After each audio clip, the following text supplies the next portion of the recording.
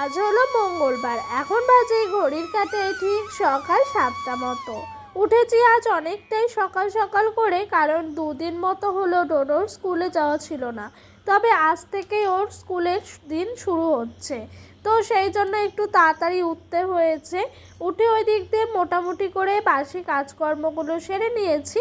আর এই দেখো, কালকেকার যে সমস্ত জামা কাপড়গুলো ধোয়া হয়েছিল সেগুলোই এখন এইদিকে মেলে দিচ্ছি।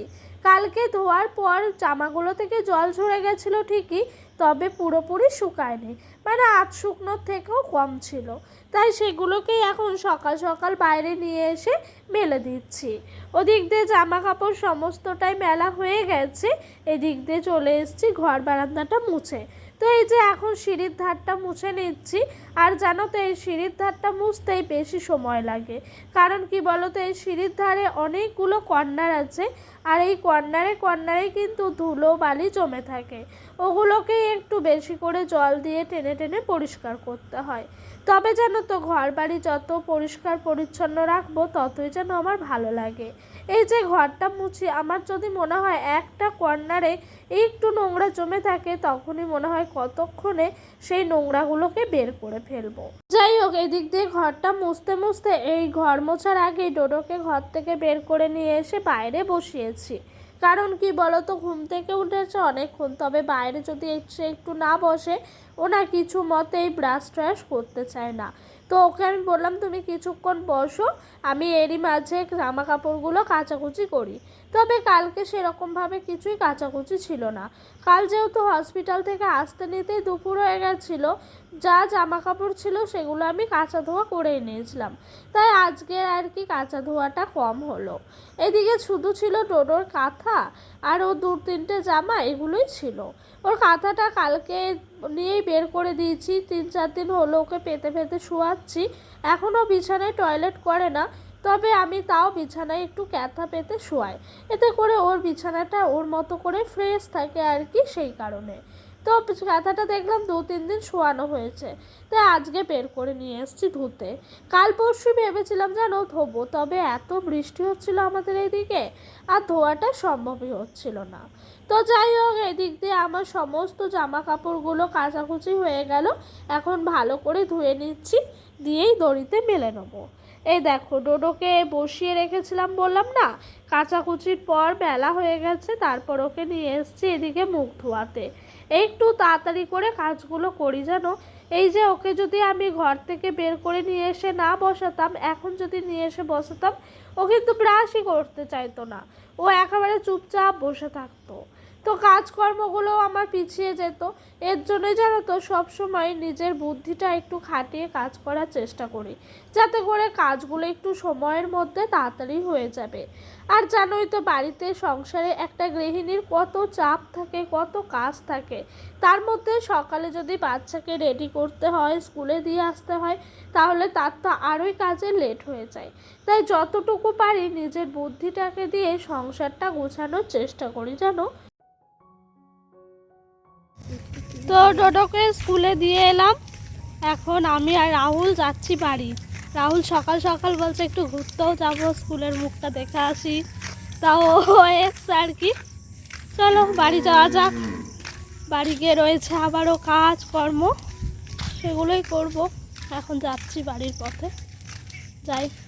তো দেখলেই তো, ডোডোকে স্কুলে দিয়ে চলে আসলাম। এই দেখো, এবার ঘরে এসেছি বিছানাটা গুছাতে। কালকে রাতে ভীষণভাবে মশার উৎপাত ছিল, তাই আর কি মশারিটি টাঙাতে হয়েছিল।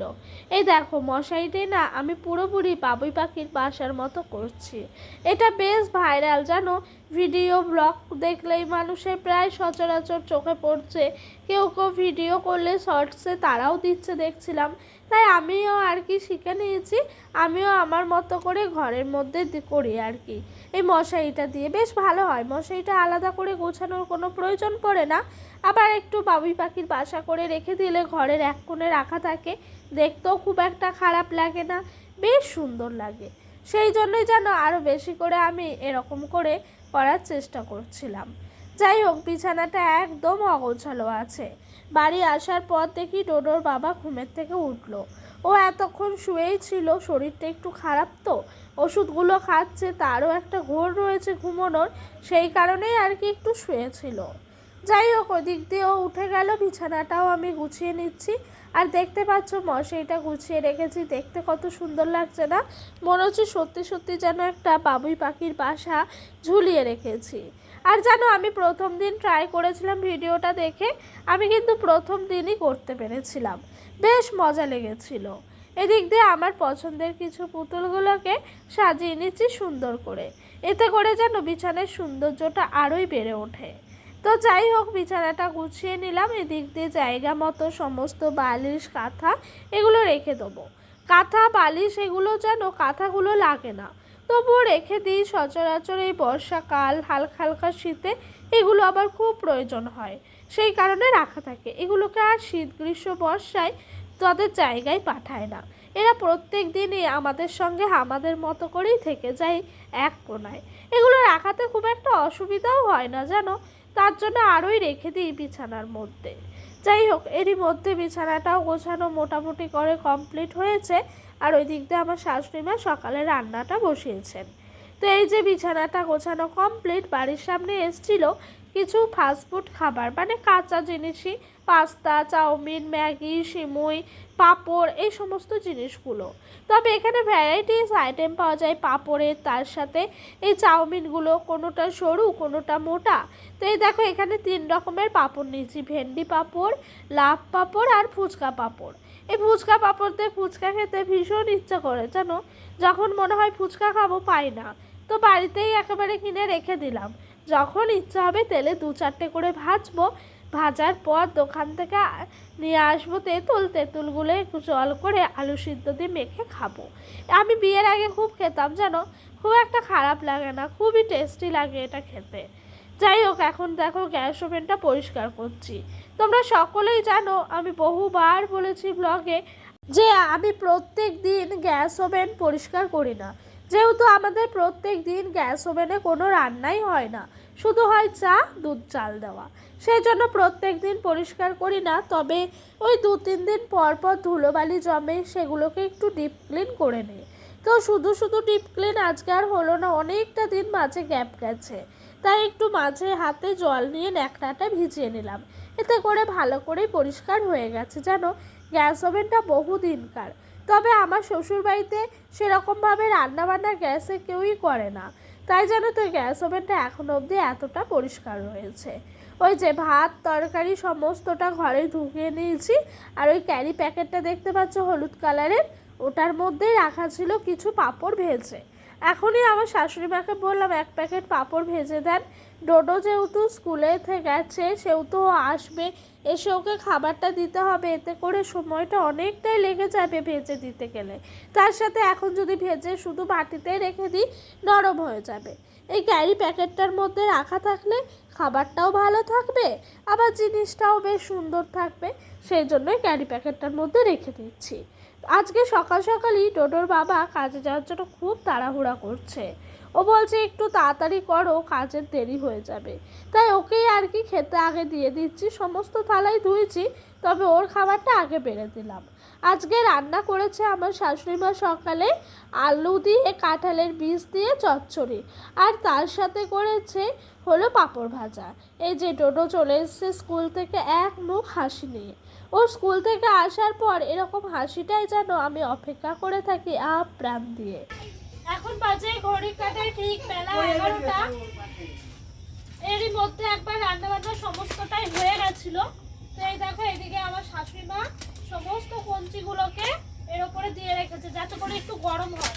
কেন বলো তো, এখন বর্ষাকাল তো, বর্ষাকালে এই কঞ্চিগুলো নরম হয়ে যায়, আর জ্বালাতে গেলে কিছু মতেই জ্বলতে চায় না, তো সেই জন্য এই উনুনের ওপরেই রাখা হয়েছে।